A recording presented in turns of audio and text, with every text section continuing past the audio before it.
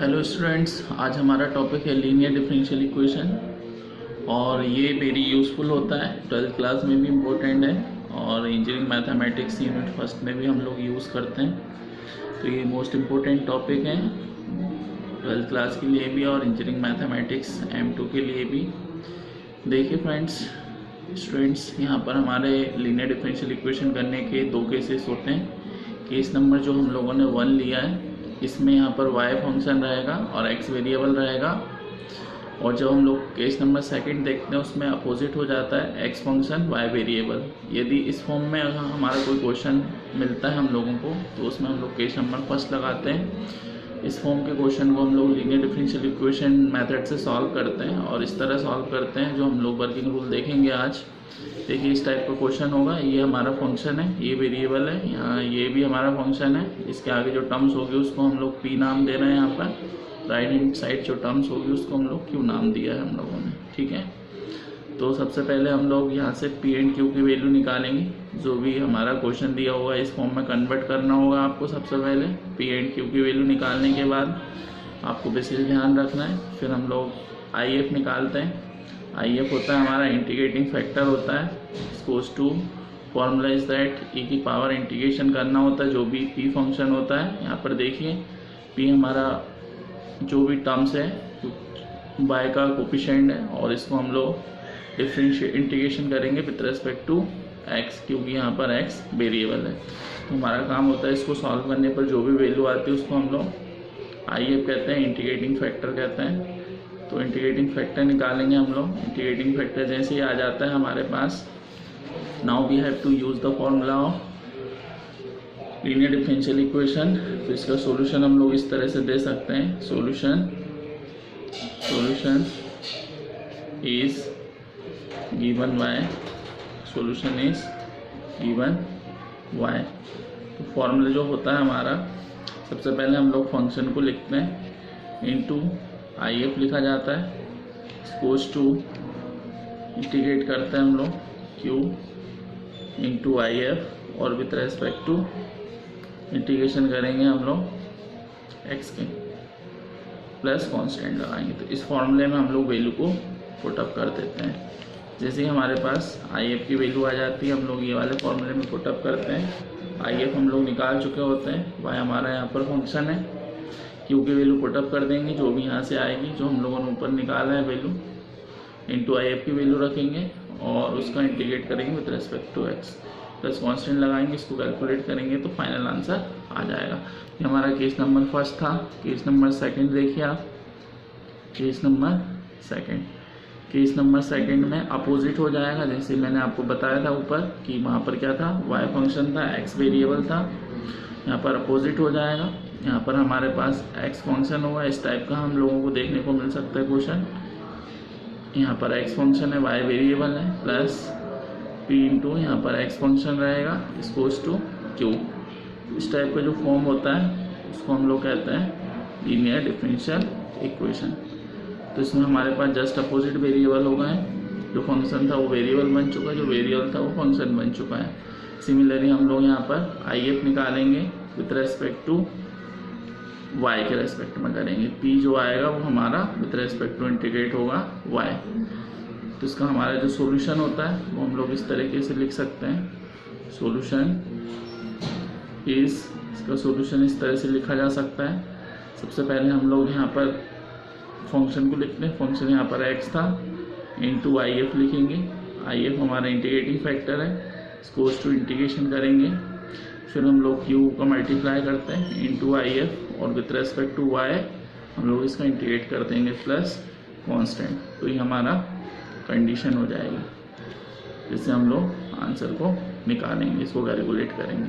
तो ये हमारे दो केसेस थे जो हमारा वर्किंग रूल था। इस तरीके से हम लोगों को लीनियर डिफरेंशियल इक्वेशन को सॉल्व करना है। अब हम लोग इससे रिलेटेड एक एग्जांपल भी देख लेते हैं। तो ये हमारा एग्जांपल है, एग्जांपल नंबर फर्स्ट। देखिए, सॉल्व करना है। सॉल्व करने के लिए गिवन है 1 plus x square d y dx plus 2xy cos to cos x.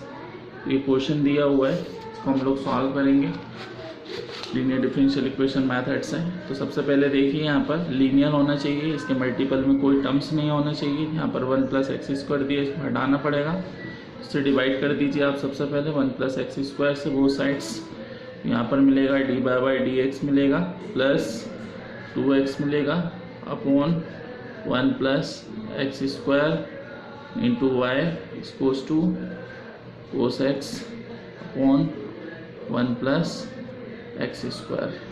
तो ये हमारे पास लीनियर डिफरेंशियल इक्वेशन की कंडीशन बन चुकी है। अब आप देखिए ये हमारा p हो गया और ये हमारा q हो गया।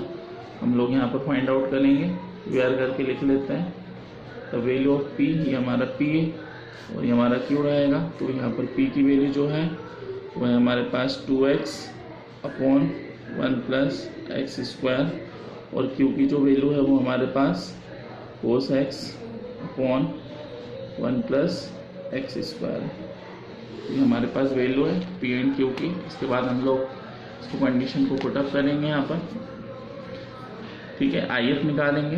First we have to find IF integrating factor, e की पावर इंटीग्रेशन करेंगे p का। p फंक्शन हमारे पास है 2x upon 1 + x² and dx, ठीक है। तो हम लोग इसका इंटीग्रेशन करेंगे, इसको लेट कर लीजिए आप लोग।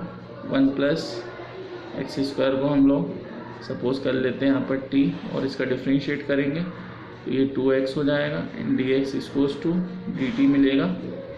फिर हम लोग यहाँ पर वैल्यू को पुटअप करेंगे। IF इक्वल्स टू e की power integration of 2x dx के प्लेस पे dt लिखा जा सकता है अपॉन t लिखेंगे, इसका इंटीग्रेशन करेंगे e की पावर log t मिलेगा। यहाँ पर t की वैल्यू आप सब्स्टिट्यूट करेंगे, e की पावर log, और t की वैल्यू हमारे पास है यहाँ पर 1 + x²।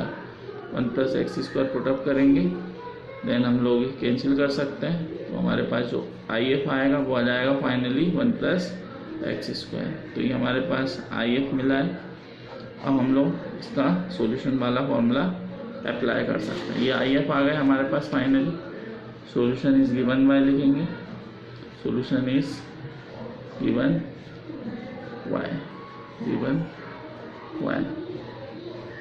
तो फॉर्मूला मैंने आपको बताया था, फंक्शन लिखा जाता है इंटू IF लिखते हैं हम लोग, इसको टू इंटीग्रेशन लगाते हैं, फिर q इंटू IF लिखते हैं विथ रेस्पेक्ट टू x के रेस्पेक्ट में इंटीग्रेशन करेंगे प्लस कांस्टेंट लगाएंगे। तो ये हमारा फॉर्मूला होता है जिसमें हम लोग वैल्यू रखेंगे y into IF equals to integration q into IF dx plus c।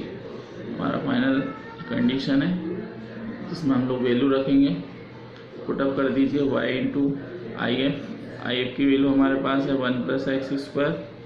Now q की वैल्यू रखेंगे यहाँ पर हम लोग। q की वैल्यू हमारे पास ऊपर जो निकाली थी हम लोगों ने, q की वैल्यू, ये हमारे पास q की वैल्यू है cos x अपॉन 1 + x²। इसको पुटअप कर देते हैं हम लोग, ठीक है। तो ये आ जाएगा अपने पास cos x upon 1 + x²। IF की वैल्यू रख देते हैं आगे यहाँ पर। IF की वैल्यू 1 + x² है एंड dx प्लस c लगाएंगे। 1 + x² से 1 + x² कैंसिल हो गया। cos x का इंटीग्रेशन करेंगे, cos x का इंटीग्रेशन sin x होता है, प्लस c लगा देंगे। तो हम लोग नेक्स्ट स्टेप जो करेंगे सॉल्व, मेरे पास जो आएगी next step, last step is that y into 1 + x² और इसको टू cos x का हम लोग इंटीग्रेशन करेंगे, sin x आता है प्लस c एक कांस्टेंट है जो हम लोग अप्लाई करेंगे, ये हमारा फाइनल आंसर आ जाएगा। आप चाहें तो 1 + x² से डिवाइड भी कर सकते हैं, नहीं तो यहीं पर आंसर को होल्ड कर सकते हैं। This is the final answer. इस तरीके से हम लोग लीनियर डिफरेंशियल इक्वेशन को सॉल्व करते हैं। Thank you for watching this video. यदि कोई प्रॉब्लम है तो आप इसको कमेंट बॉक्स में लिख सकते हैं। सब्सक्राइब कीजिए ताकि आने वाली वीडियो आपको टाइम पर मिल सके। Thank you for watching.